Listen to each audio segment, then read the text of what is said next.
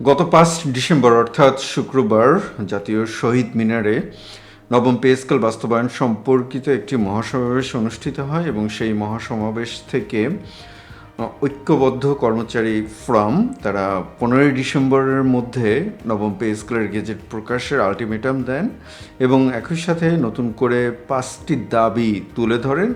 দাবিগুলোকে নতুন বলা যাবে না, অর্থাৎ আগের যে দাবিগুলো ছিল সেই দাবিগুলোই তারা তুলে ধরেন।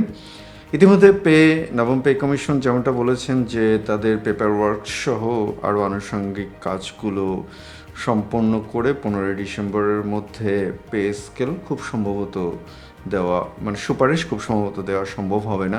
এই অবস্থায় তাহলে ১৫ই ডিসেম্বর বা ডিসেম্বরে কি আদৌ পে স্কেলের সুপারিশ হবে, বা আলটিমেটাম যেটা দেওয়া হলো তাহলে সেক্ষেত্রে কী হতে পারে?